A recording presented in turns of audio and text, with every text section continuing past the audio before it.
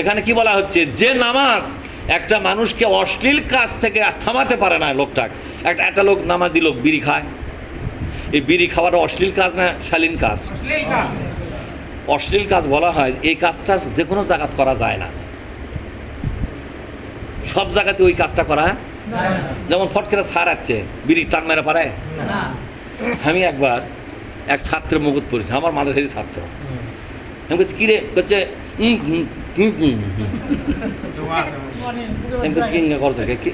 তোর অসুখ,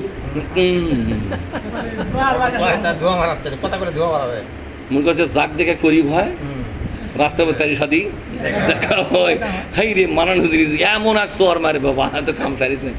এই কিছু করতে করতে সাইড দিয়ে কুষা দৌড় একসাথে করে কি হয়েছে আর করছে, আপনি করে বুঝা পারেননি, মুখের মধ্যে বিড়ির ধোঁয়া আসায়।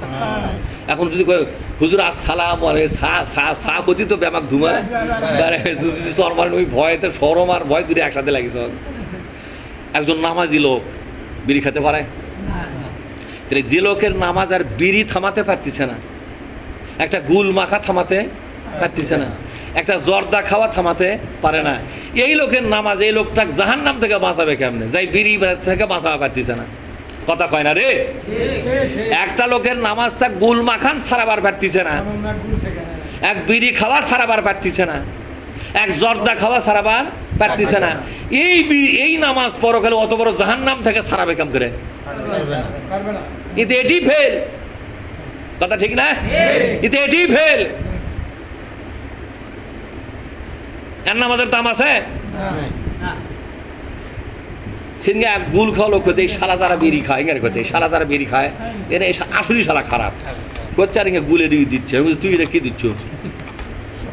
করছে এটা কোনো বিষয় নয়, হ্যাঁ বিড়ি খাওয়া তুই এটা কম, কারণ গুল তো তুই ডাইরেক্ট দিয়ে তার নেশা নিচ্ছু, আর ওই তো পুড়িয়া পেরে ধোঁয়া ধোঁয়া লিচ্ছে, কথা ঠিক না?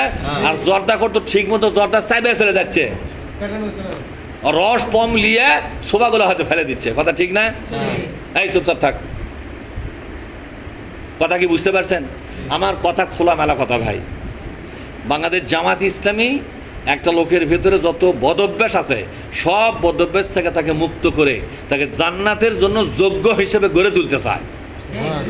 এটা জামাত ইসলামীর মূল টার্গেট। আপনি জামাত ইসলামী করবেন গুল মাখবেন, জামাত ইসলামী করবেন বিড়ি খাবেন, সিগারেট খাবেন, জামাত ইসলামী করবেন জর্দা খাবেন, জামাত ইসলামী করবেন নামাজ পড়বেন না, আপনি জামাত ইসলামের কিছু উপকার করে দেওয়া পারবেন, কিন্তু আপনার তো ধ্বংস। জামাত ইসলামী এই দল তার নিজের উপকার পরে চায়, আগে তোমার উপকার আগে করতে চায়। আমার কথা বোঝেননি? একটা ব্যক্তির যদি উপকার হয় এটাই জামাত ইসলামের সফলতা, কিন্তু একটা লোক জামাত ইসলামী একটা লোকের কাছ থেকে উপকার চায় না, বরং উপকার তার করতে চায়।